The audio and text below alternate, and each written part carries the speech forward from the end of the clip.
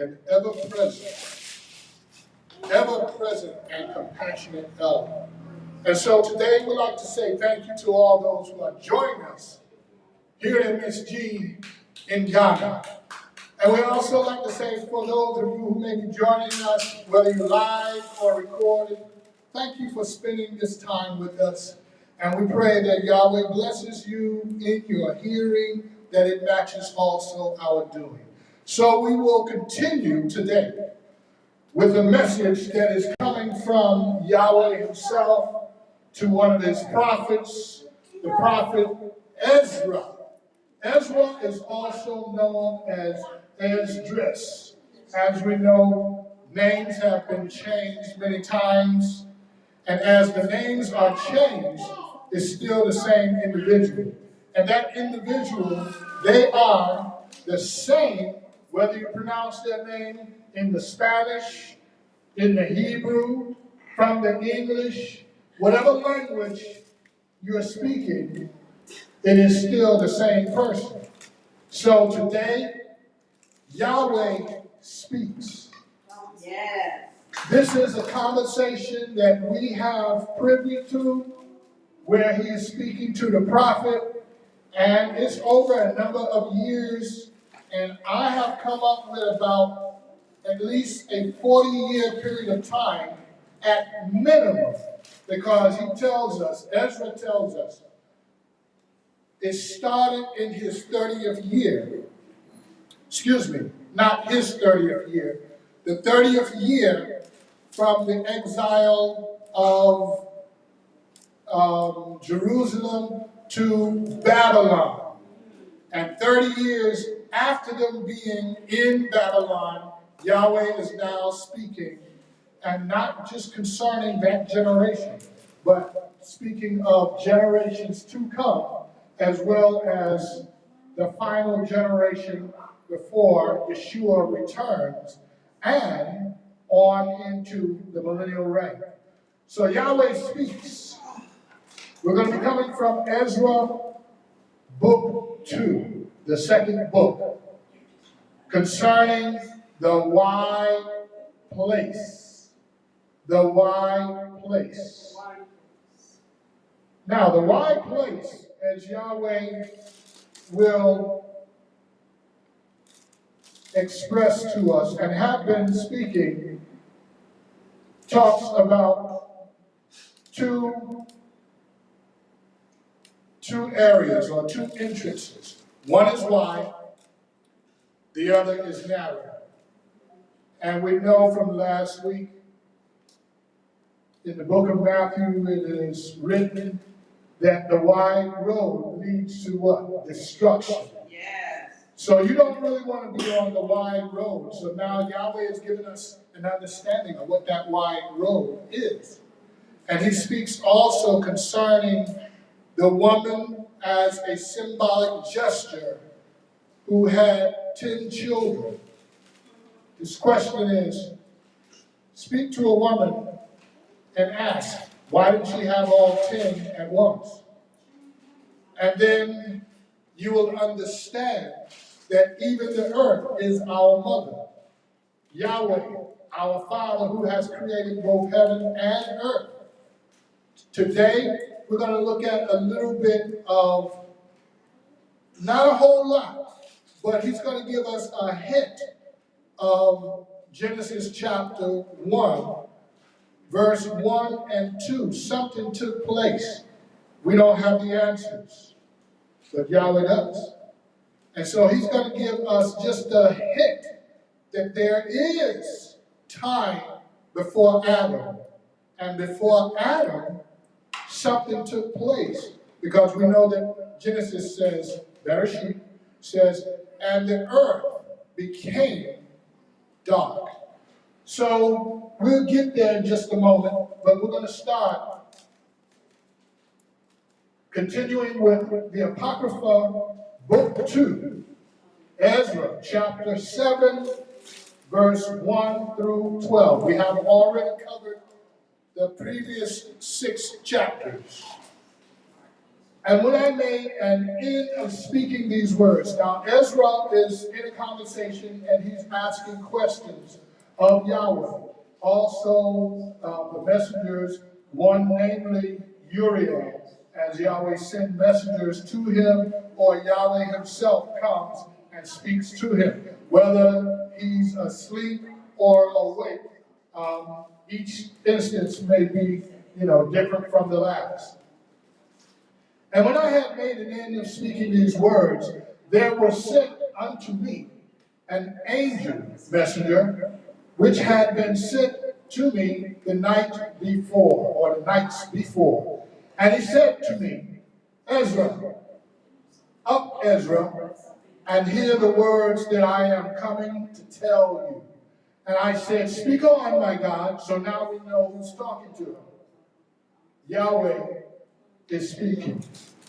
Then said he to me, the sea is set in a wide place, that it might be deep and great, but put the case, the entrance were narrow and like a river. Who then could go into the sea to look upon it and to rule it, if he went not through the narrow? How could he come into the broad? There is also another thing. A city is built and set upon a broad field, and is full of all good things. The entrance thereof is narrow, and is set in a dangerous place to fall, like as if there were a fire on the right hand, and on the left a deep water, and one only path between them both, even between the fire and the water, so small that could be but one man go there at once. If this city now were given unto a man for an inheritance, if he never passes the danger set before him, how shall he receive it, or receive this inheritance? Oh, and I said, it is so, Yah. Then said he to me, even so also is Israel's portion, because for their sakes I made the world, and when Adam transgressed my statutes, then was decreed that now is done. So looking at this conversation that is ongoing, second Ezra, chapter 7, verse 1 through 12, he's saying to him, as he answers, he says, Ezra asked Yahweh to send again Uriel, the one who was speaking with him before this present time. But at this time, he says, speak on, my God. So then, he's now expressing a parable. The sea is set in a wide place. It's deep, but it is also great. He says, but now, if the entrance to this wide and deep sea or ocean today, how do you enter into it to even rule it? So that you can understand, or we can understand, the scenario that he's drawing upon. You go to a show, the lights are on, the show is about to begin. They cut the lights down low, or they cut them off, and then there's a spotlight that our focus may be on the stage and the one who is the presenter. So the one who is the presenter, everyone now focuses their attention on that one person rather than the hundreds or thousands that are in attendance. Now they know who is talking and where to look. We call it spotlight. So this is the same thing that he's saying about the ocean or the sea. How does someone receive it as an inheritance? Because it is so wide and yet deep. Being so wide, it also gives a bit of danger because you don't know how deep the water may be at any entrance you may choose. So Yahweh is saying, so now I choose a river that contributes to that ocean. We call these tributaries. So this tributary gets water from the mountain releases the water from heaven, it runs down the mountain, have a small path, and it runs out to the larger body of water. And so that now becomes our narrow entrance. And so Yahweh is saying, let me go to where he's saying, so small that it could be, but one man could go there. He's saying that this entrance is made so small. He's giving a scenario. He says, now let's take that same entrance and let's now build a city. He says, now, I give that city as an inheritance. If he never passes the danger of going to the small path and getting to the larger area, how can he get to the inheritance? So he's saying this is Israel. He says, because I made the earth for Israel. For their sakes, the whole world is made. So now, and then he says at the end, and when Adam transgressed my statutes, then was decreed that now is done. So from that one sin, Adam sinned. If you think of your own life, Adam only sinned one compared to us. And so because of that one sin, the way became very broad.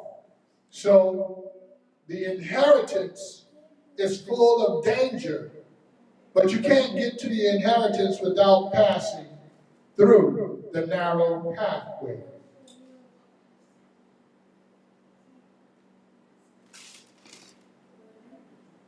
So now we're going to look at a couple of things.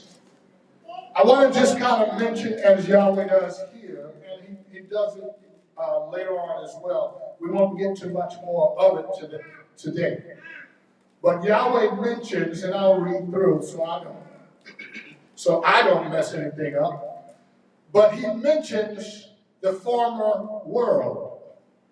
This is Genesis chapter 1, verse 1 and 2. Something happened to the former world, and we'll draw the conclusion based on what we read. So let's go. Then were the entrance of the world made narrow, full of sorrow and travail. They are but few and evil, full of perils, and very painful. For the entrance of the older world were wide and sure, and brought immortal fruit. That's the key right there. That's the thing we have to focus in on. If then they that live labored not to enter these straight and vain things, they can never receive those that are laid up for them. Now therefore, why deprive yourself, seeing you are but a corruptible man? He's talking to Ezra. And why are you moved, whereas you are but mortal? Why have you not considered in thy mind this thing that is to come, rather than that which is present? So don't dwell on what you see right now, because you're in the narrow path. The narrow path is throwing all kinds of things at you.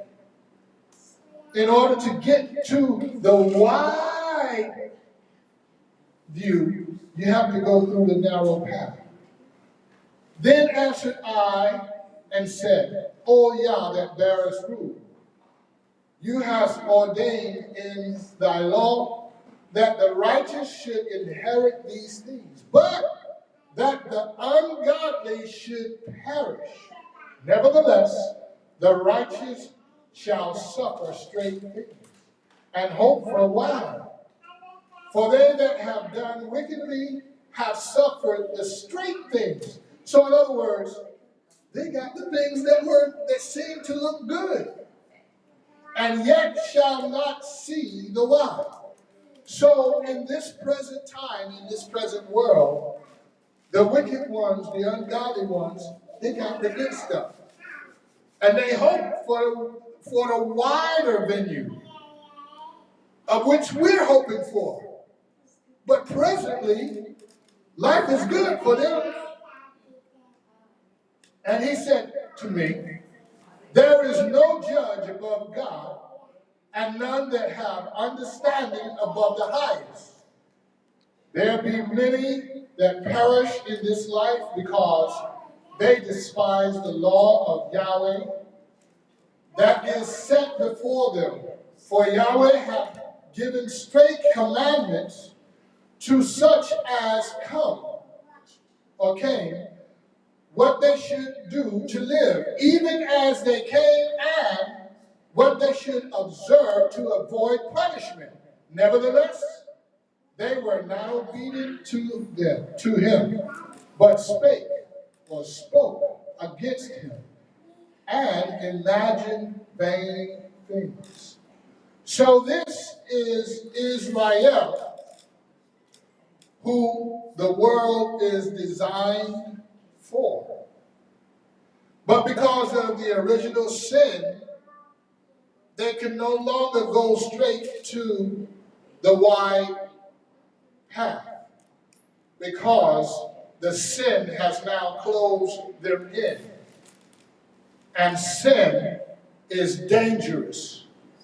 Sin desire is to take their lives. And so sin presents itself as good. And so he's asking the question. So it's good for us that we hear both question and answer.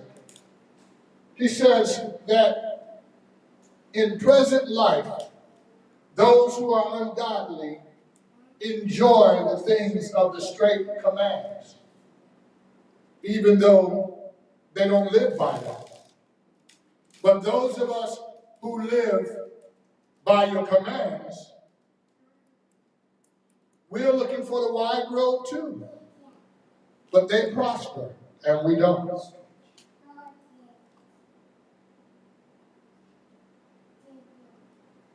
So Ezra is asking a lot of good questions.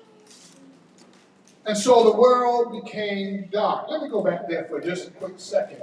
I want to make sure that we get the older world. For the entrance of the older world were wide and sure. So, I'm using, if you will allow me to use my imagination, because we don't know a whole lot about before verse 1. We only understand what we read, and Yahweh gives us understanding. But he said, let there be light. So why was it necessary from in the beginning, Yahweh said, let there be what? Light. Wasn't it light from the very beginning? Well, it must have been, because it said, and the world became dark. King James says, and the world became void. So from that point, what was it before it became what we saw? Because what we see and what we have seen is the darkened world. And so, and that's just bringing in the sin nature. But what was it before the sin nature came in? So this had to be the messengers of heaven. We were not created yet. And so if we weren't created yet and they were part of the world that became dark, then my imagination, now I'm going to get off track a little bit, just using my imagination. What if Yahweh's grace, and I have a reason for saying this because what's coming later on, not today in another teaching, what if they have received Yahweh's grace and, here's my off track, what if they are now being filtered through today's world? And this is their grace, of which they have no knowledge and no memory of.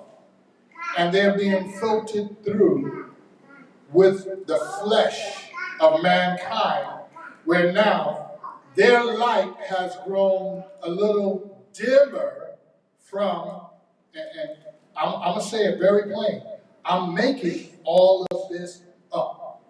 I'll say it twice. I'm making all of this up from my imagination. So don't go and say, well, but I said, no, I am making this up from my imagination. What if they are being filtered through the flesh for a second opportunity at eternity of which they threw away? We have an example in the book of Jude. Those who were once in their abode left their abode, came and took women of their choosing. I'm bringing two different scriptures together. Took women of their choosing, and now they have got, and now I'm throwing in a third verse, they have begot children. And so those children we call hybrid children. Genesis chapter 6, where we saw the falling, we call them fallen angels that came to earth. They began to marry within the human race, beget children, and we know that the end of that was the judgment of cutting off the seed of man.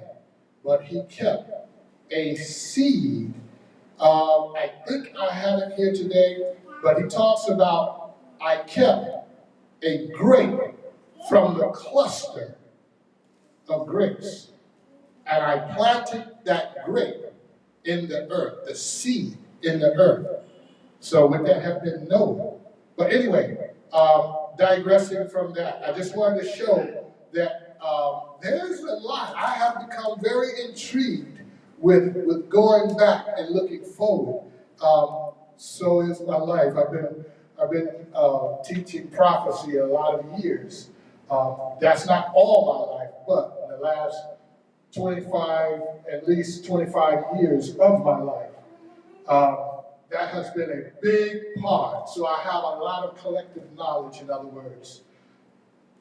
So, what if that world that became dark, Yahweh wiped out and started over with Adam? And starting over with Adam, we all now come to being through the birth process, and therefore Hava, Eve, was necessary because she's now the narrow path. So, let me make sure this part is in there. They brought forth immortal fruit. So that's kind of what I'm really pointing towards. Immortal fruit. That means they're no longer mortal, but perhaps hybrid, flesh and spirit.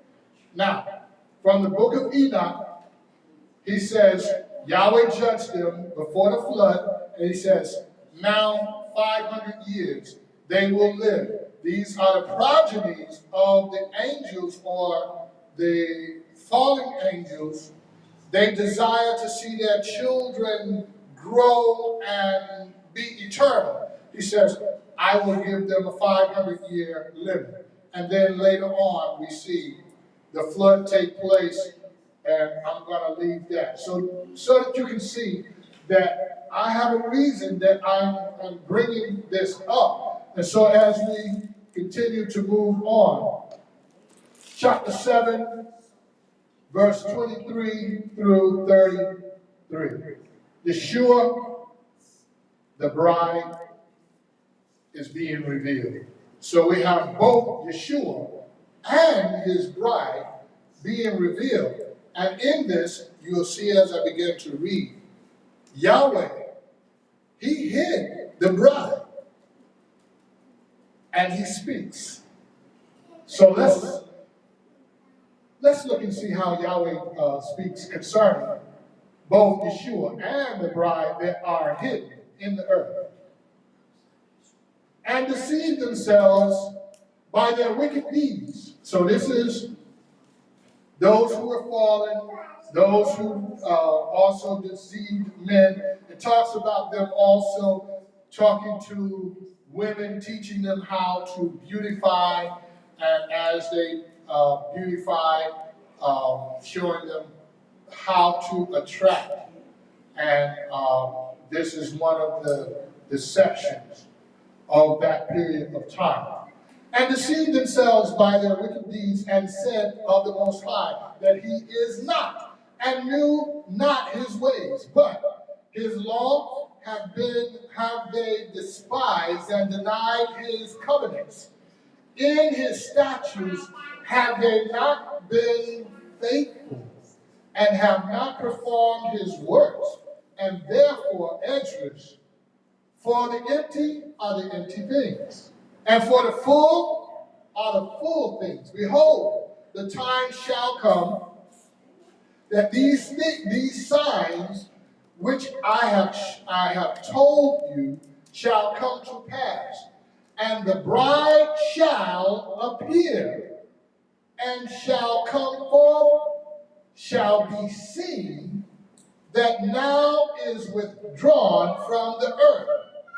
And whosoever is delivered from the foresaid evils shall see my wonders, for my son Yeshua shall be revealed with those that be with him.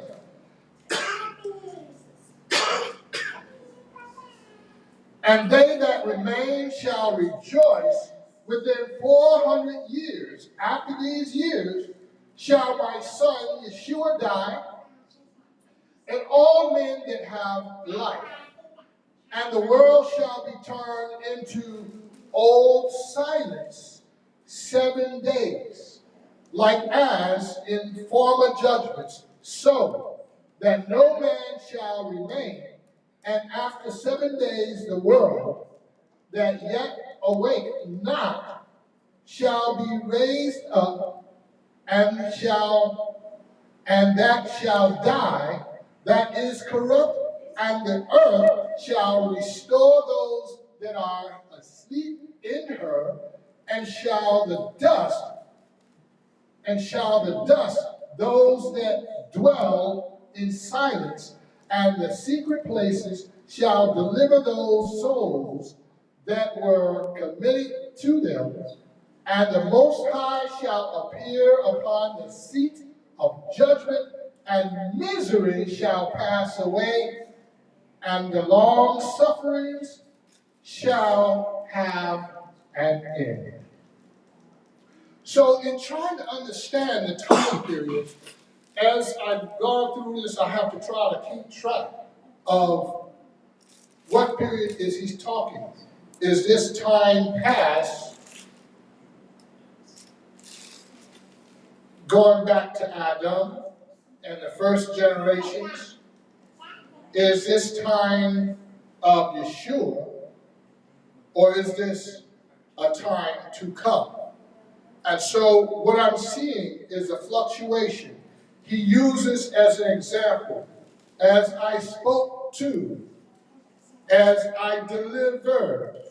He's giving us time fragments so that we can follow him. Now, everyone will not understand, but we do, because we follow him.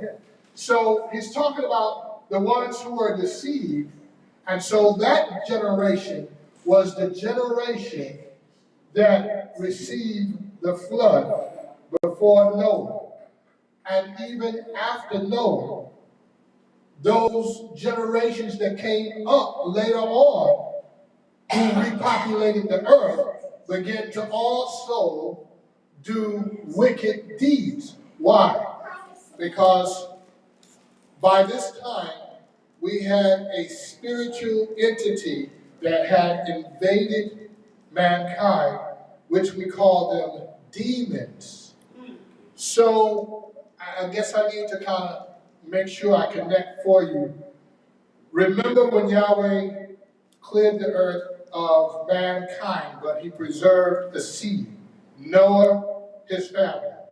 One family, 8 people. 2 by 2 of each animal, the clean and the unclean. The clean, 7 pairs, the unclean, only 1 pair, male and female. But then after that, there was something that took place during the flood. And have you ever thought of if there was 2 by 2 put into the ark of Noah, the flood,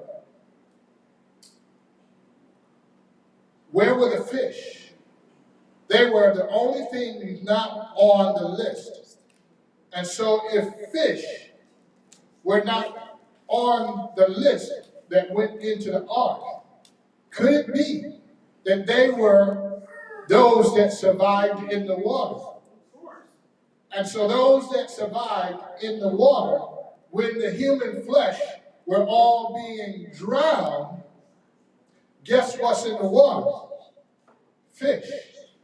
And so if a person has a demon, and demons don't die, as in the example with Yeshua, suffer us to go into the pigs. And where did the pigs go? Into the water. And what was inside the man but demons? So many that he called them legions, armies of demons, who were put into the pigs, and it says more than 2,000 pigs ran into the water. Now that many pigs having demons in them, Yeshua explains to us, demons go from house to house seeking a place. And when that host dies, they need a new host. So those pigs went into the water, and those demons which were into the pigs, where did they go? Perhaps they went into the fish that was in their natural inhabitant. And they survived until they were able to make another connection of flesh. So I will leave that. If you have questions, please, after the message, go ahead and text it in, and we'll try to get back to you at some point. So, Yeshua is to be revealed. His first visitation, we know he was crucified and he died, signifying the sacrificial lamb. Now the bride, when is the bride to be revealed? And so it talks about the 400th year. As it brings up the 400th year, the bride is starting to be identified with Abraham, of which Yahweh said, your descendants will be enslaved and mistreated for 400 years. So now that's bringing us up to modern time. Actually, if you have been following, from 1619 to 2019 is exactly 400 years. And so this is the time that Yeshua returns. And as Yeshua returns, it talks about the earth being in a time of silence once again. And so I kind of see that as going forward. Once Israel is revealed, the bride is revealed, the kingdom of heaven has been set up on earth once again. I see this as going forward. There's 1,000 years of history that has to be made. But in the meantime, will everyone know who Yeshua is? I don't believe so. Based on everything that I have read. And even so, I'll get to some, not today, that there is another witness, that only those that are with him will see him in plain English.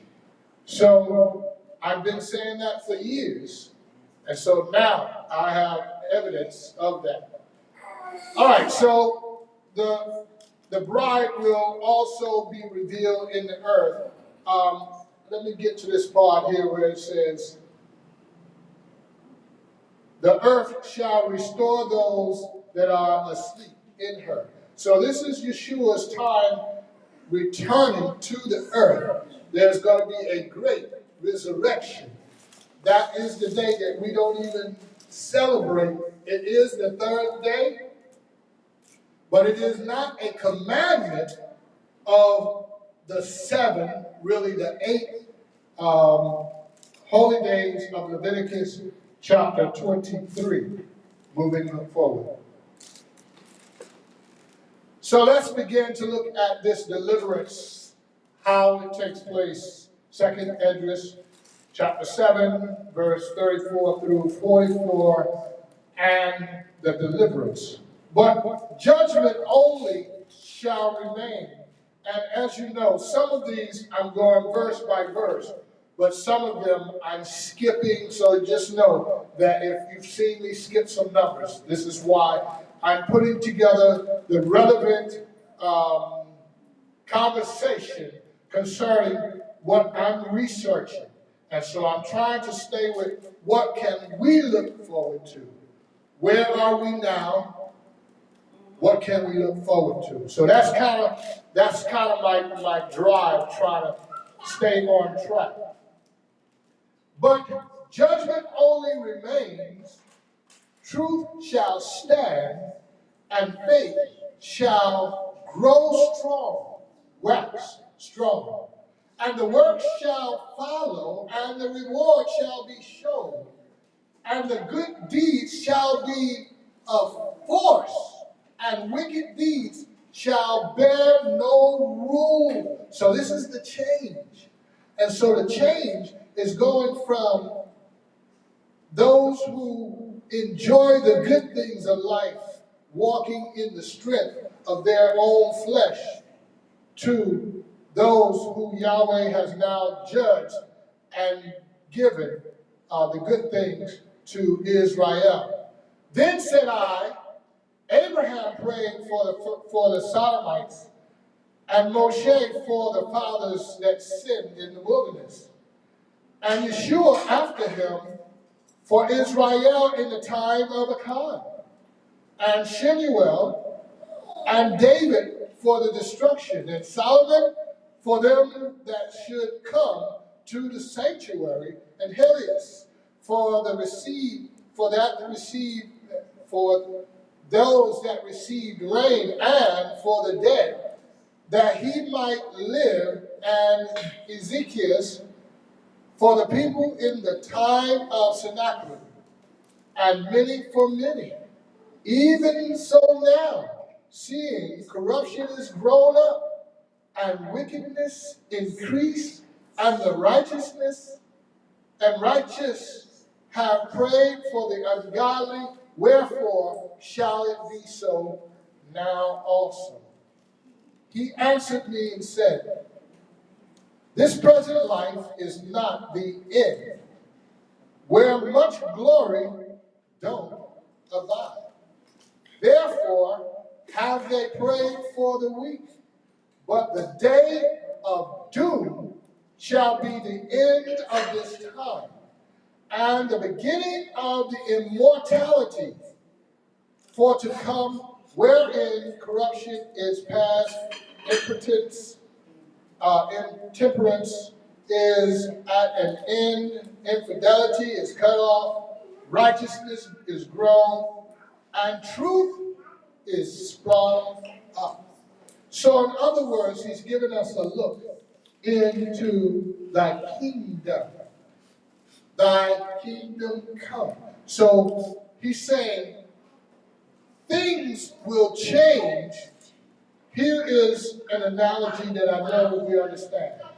Those who took slaves shall become slaves.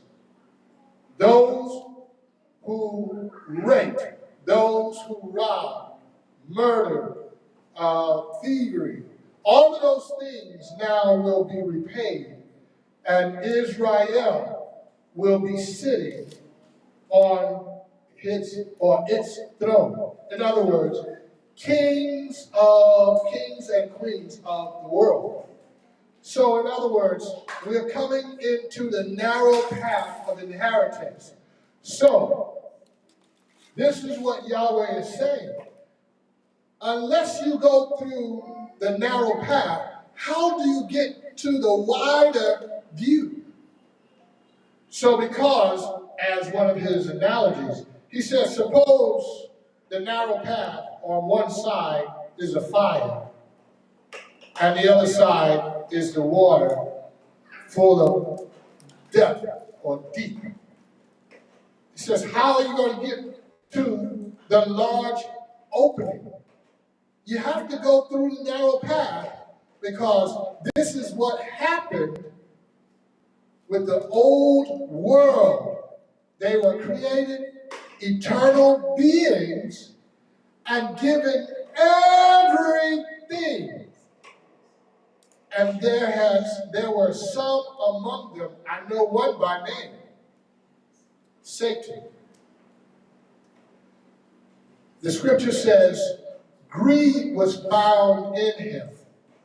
And once greed was found in him, Yahweh says, therefore, you will be the adversary.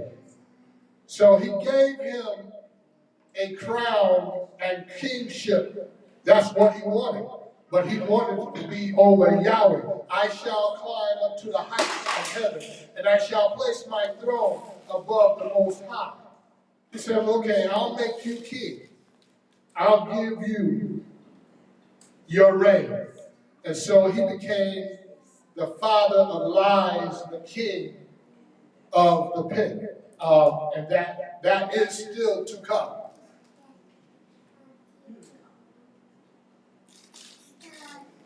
Chapter 9, verse 1 through 7. So chapter 8 had some things, but I wanted to stay on track.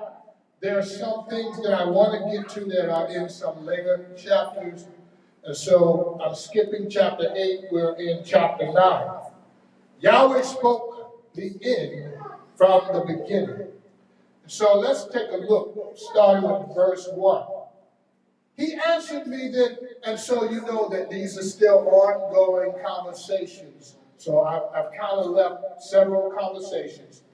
And he answered me then and said, measure you the time diligently in itself. And when you see the signs pass, which I told you before, then shall you understand that it is the very same time wherein the highest Yahweh will begin to visit the world which he made. Therefore, when there shall be seen earthquakes and uproars of the peoples in the world, then shall you well understand that the Most High spoke of these things from the days that were before you, even from the beginning. For like as all that is made in the world have a beginning and an end, and the end is manifested, even so the times also of the highest have plain beginnings in wonder and powerful works, and endings in effects and signs. And everyone that shall be saved and shall be able to escape by his works, by faith, whereby you have believed. So here, he's telling Esdras, according to the last question, I want you to understand that when you begin to see these signs, so Matthew talks about it also, Matthew chapter 24. And he also mentions Daniel. And in Ezra, he says, I spoke to Daniel about these things. We won't get to that verse today. But Daniel, I didn't share all things. So more of what I shared with Daniel, I will share with you. So in other words, some things I shared with Daniel and told him to close the books. And in the time of the end, the books shall be opened. So now, what we're reading now, I do believe is some of the things that were also hidden, not from only Daniel, but also from mankind, period.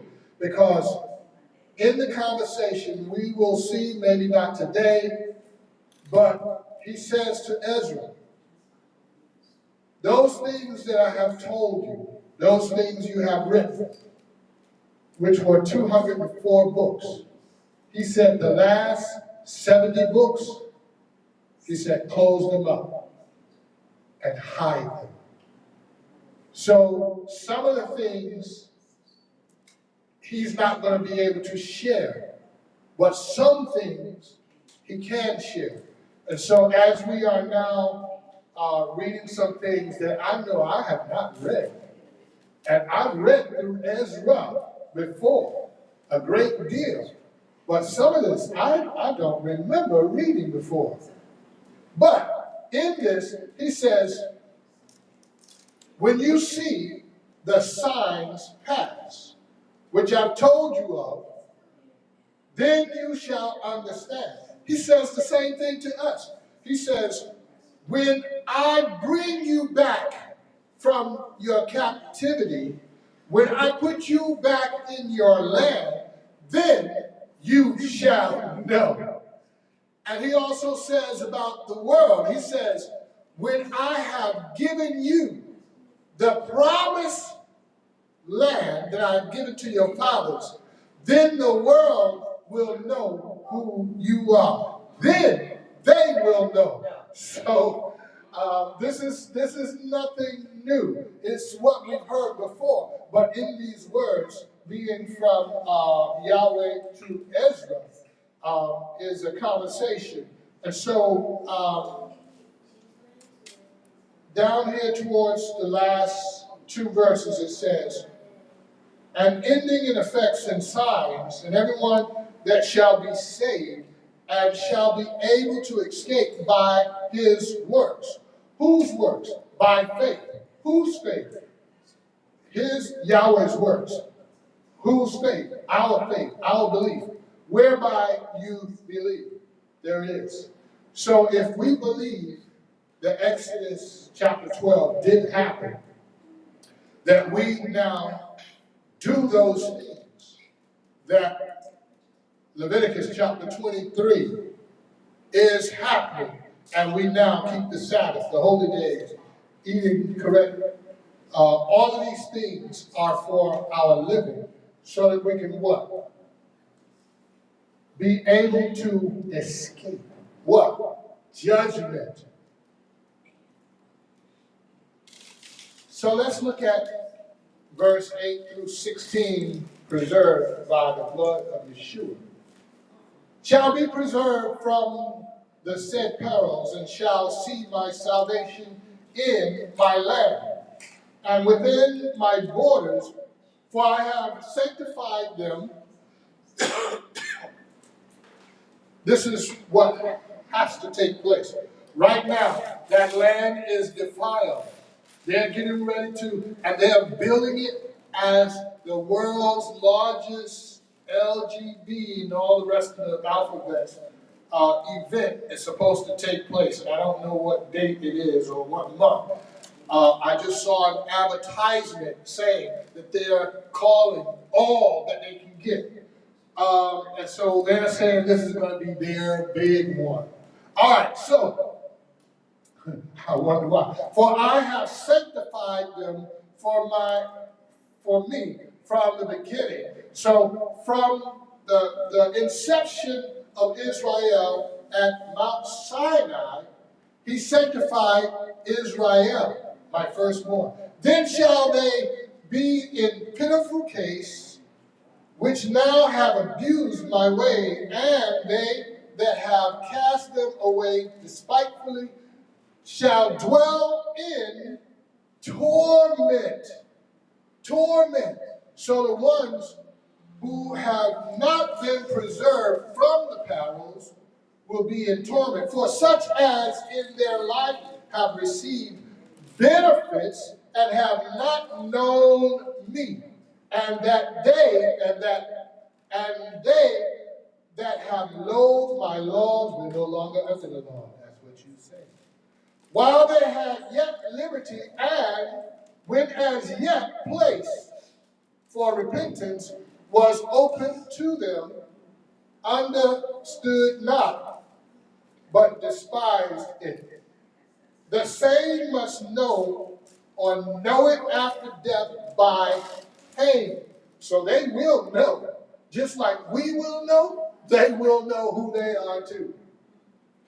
And therefore, be you not curious how the ungodly shall be punished, and when, but inquire more how the righteous shall be saved, whose the world is, and for whom the world is created. Then answered I and said, I have said before, and now do speak, and will speak it also hereafter, that there be many more of them which perish than of them which shall be saved, like as a wave is greater than one single drop of water. So in other words, he's looking at those who are ungodly. He's saying that it seems like it's so many more of them than it is of us. So they're going to suffer because they have not been saved. So he's trying to understand why in the present world they benefit from the good things of life. And the good, righteous people don't benefit, but get the bad things.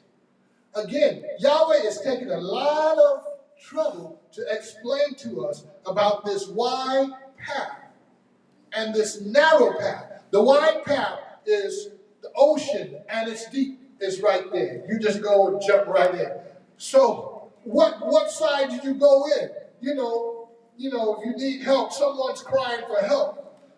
They have this whole ocean. How are they going to see where you are unless they're near you? If they're on the other side, you're dead. So the narrow path brings in the focus so that all may stay on the straight and narrow path. Even though there's a lot going on, death, rape, hunger, disease, all of these things are trying to get us off the path. That's his job. The adversary, that's his job. He's presenting everything You know, if you're in love with sparkly things, he's going to show you gold and silver. If you're in love with the flesh, he's going to show you the beautiful men, the beautiful women. If you're in love with money, he's going to show you the mansions. Whatever it takes to get you off the path, he's going to present that to you. Oh, you can have this.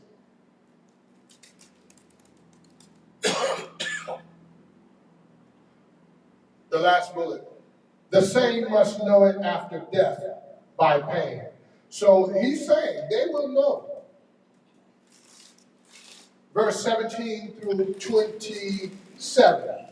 We're going to look at how Yahweh's grace from the very beginning. And this is where I'm mentioning my theory. I'm making it up. I can't be any more plain than that. I'm making it up. I want y'all to repeat it after me. He's making it up. He's making it up. All right. So I need y'all to know in social media that I'm making this up. This is not gospel. This is JB 101, trying to use my imagination. Something happened. And if Yahweh didn't want us to know, he wouldn't have revealed some things. But in a reading to come, he says, in that day, the books shall be open, and all things shall be known. So he's given us what we need when we need it. So if this is part of what was closed and hidden, and if we are now in the end times, he's revealing some things that he will talk about later on. Verse 17 at the top. And he answered me, saying, like as the field is, so is also the seed. As the flower be, such are the colors also. Such as the workman or workman is, so such also is the work. He's given us comparisons to this wide road and showing us as things are, they are. And as the husband is himself, so is the husbandry, the farmer and his vineyard. So is the husbandry also. For it was the time of the world, and now when I prepared the world, was not yet made, even from them to dwell in that now live. So before we were even made, before he said, let us make man. So right there we see multiple let us make man. No man spake against me. For then everyone obeyed. But now the matter of them which are created in this world that is made are corrupted by a perpetual seed. Going back to Adam. Well, what about Eve? Adam. The curse did not come in until Adam sinned, because he was first created. And so we have this imbalance now where our female segment of mankind, they're always trying to figure out, why is it always about the men, everything, the men, the king, the man, the queen, everything is about the man, and then we get the leftovers.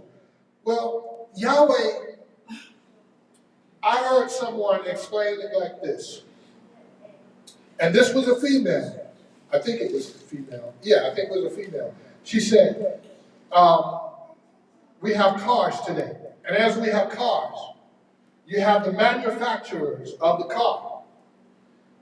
And as the manufacturer of the car, he knows what the car is meant to do and how it is meant to be utilized.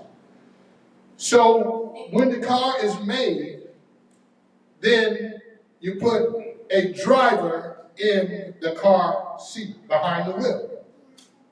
You don't put two wills because one must drive and the other is doing their part, whether they're navigating, whether they're watching for signs, whether they're looking at what's going on outside, looking for danger. But she is, and I'm just, putting the man there first. She is his help, me. She's his eyes. She's the alarm. She helps him in case of whatever. You missed the turn. There's a sign. Tree. You're lost. There's a tree. So she is intent on helping him, and by them navigating together, one is leading by driving, and the other is the help. And so I thought it was very fitting that it was a woman and it was a man who said, now this woman, this female, gave probably one of the best explanations for putting one as a lead, because that person who's the lead is the responsible, who Yahweh, in other words, when he created man, he made man the responsible one. And we see that that is correct. She didn't go into biblical things, but I'm saying this is correct, because when Eve sinned, she did sin. So she's not off the hook. She did sin, but death did not come in until the driver, the man, got off course. All right, so let's see. I'm going to go on. Let's see. Did I go? I don't know.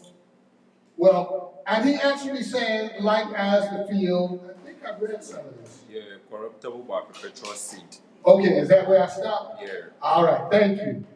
All right, so from here, if you're following along, for then everyone obeyed, but now the manners of them which are created in this world that is made of corrupted by a perpetual seed and by a law which is unsearchable, rid themselves. So I considered the world, and behold, there was peril because of the devices that were come into it, and I saw and spared it greatly. So this is what I was talking about. Yahweh spared even the earth from the time of Noah, from the time of Adam, and I believe going back to before Adam, when the earth became dark. I believe he spared even the messengers. I don't know. I'm only using my collective knowledge based on what I have been reading. And spared it greatly, and have kept me a grape of the cluster and a plant of a great people. Let the multitude perish there, which was born in vain, and let my grape be kept, and my plant, for with great labor have I made it perfect. One grape from a cluster. Nevertheless,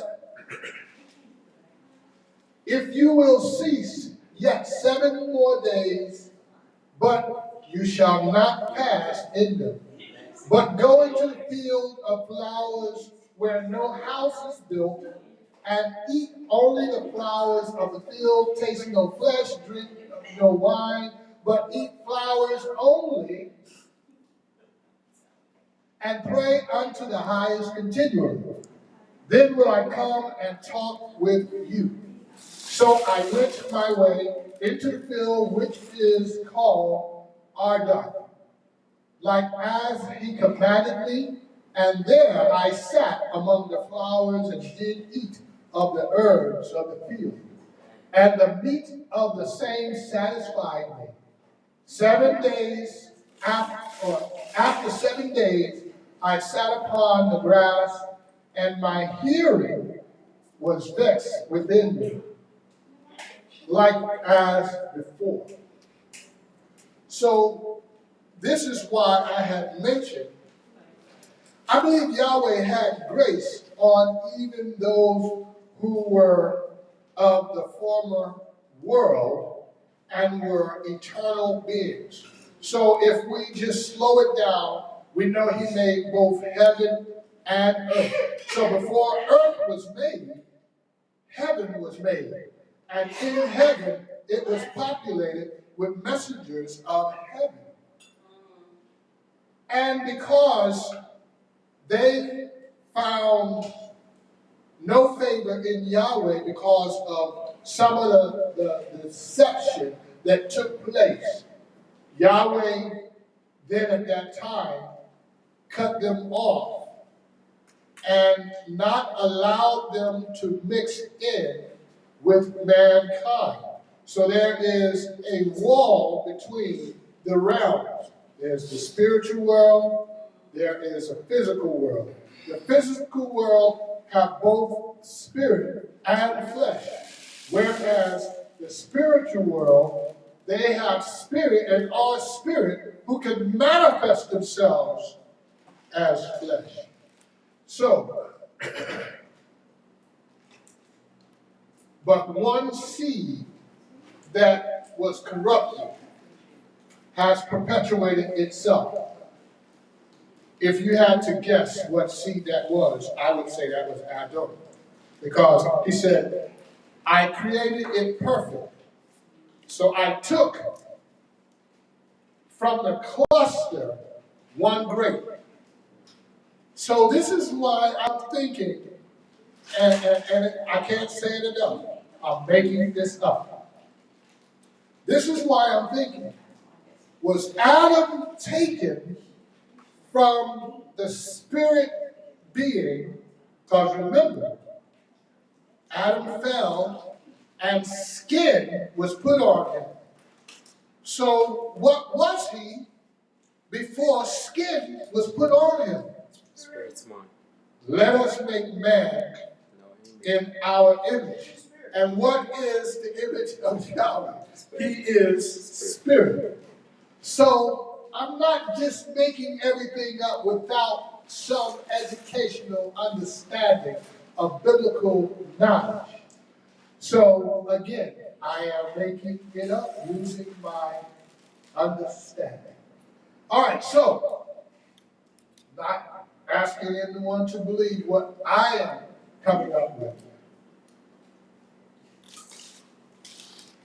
So this is my last frame, verse, 2nd Ezra, chapter 9, verse 28 through 38.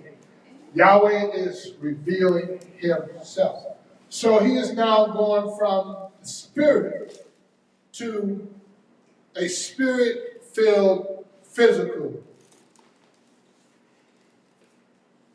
And I opened my mouth and began to talk before the Most High and said, Oh Yah, you that showed yourself to us. You have showed to us our fathers in the wilderness, the children of Israel, in a place where no man tread, in a barren place, desert. When they came out of Mizraim, and you spoke, saying, Hear me, O Israel, and mark my words. You seed of Yaakov, for behold, I sow my law in you, Israel, and it shall bring fruit in you, and you shall be honored in it forever. But our fathers which received the law kept it not. And because they did not keep the law, then we too fell according to Mount Sinai. Remember, Mount Sinai was a covenant. And the covenant was, keep my commandments.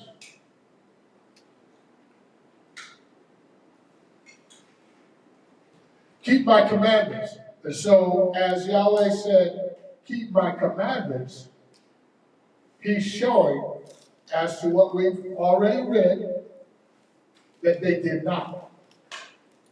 And because they did not, they too are perpetuating many seeds now. So we started with one seed. And imagine how he corrupted the whole process of mankind. Adam, the whole process of mankind. And when he corrupted the whole process of mankind, it went down into generations. For behold, I sow my law in you, and it shall bring fruit in you, and you shall be honored in it forever. But our fathers, which received the law, kept it not, and observed not thy ordinances, and the fruit of thy law did not perish, neither could it, for it was yours. Yet they that received it perished. So he's bringing in a very peculiar situation here. I'll get back to it. Because they kept not the thing that was sown in them, and lo, it is a custom when the ground hath received seed, or the sea a ship, or any vessel meat, or drink, that being perished within it was sold, or sown, or cast into, that thing also which was sown, or cast therein, or received, does perish, and remain not with us, but with us. Is that not happened so? For we that have received the law perish by sin. We received the law, it didn't keep us, but it's eternal. But we perish, and our hearing also, which received it, notwithstanding the law, perished not, but remained in its force. And when I speak these things in my hearing, I look back within my eyes, and open, and upon the right side I saw a woman, and behold, she mourned and wept with a loud voice, and was much grieved, and her clothes were rent, and she had ashes upon her head. Now, this takes us into another conversation, of which I will continue on next week. But just so we can have the introduction, because this is very relevant to the question and the answer. He says, when I opened my mouth, I began to speak before Yahweh. He says, you have shown yourself to our fathers in the wilderness. You have taken us to a place that no man tread, to barren places where we came out of Egypt. And you have went into a covenant with Israel for the seed of Jacob. And you have sown your law in us so that it would bear fruit. He said, but the law which we received, we didn't keep, and didn't observe the ordinances, and the fruit of the law did not go away. So in other words, the fruit of the law is still present with us, because blessed in the city, blessed in the field. So what we did is we came away from the law, and we operated in the strength of our beings. So now, cursed in the city, cursed in the field. So in other words, he's showing a duality here, that the law that you have given us is within us. We perish, but the law don't. But the law itself does a work, because as it's written, I have given you both life and death. Then he gave us the answer. He says, choose life. So that's what the law is meant to reveal. So Yahweh has revealed that even though I'm saying to you, and this is where Esdras was trying to really understand. He said, but you gave us the law, and you said that it would always be within us. It will be sown into our DNA. It's always going to be there. But if it's always there, and we perish, we die, the law don't die. So I'm confused. When I eat from the field, and whether it be maize or corn, lettuce, whatever I eat from the field, it now it's perishable. And at some point, I too perish. But that thing that I ate keeps me alive. And when it's no longer able to keep me alive, I die. But the law itself, you said, you sold your law into us. And that law will take us from here to the promised land, to where we will be always. How is that so when we eat and die and then everything perishes? But the law, we eat and die, but the law don't perish? No, because the law is a seed that goes from one to the next, which is why it's so important that we pass it along to our children, what Yahweh has said. And what he has said is, if you love me, keep my commandments. Why? Because I love you, and I have an inheritance for you, that I will always be with you. Don't you want to always be with me? So stop dying by stop rejecting my laws. Can we give Yahweh a praise? Hallelujah. Hallelujah. Hallelujah. Hallelujah.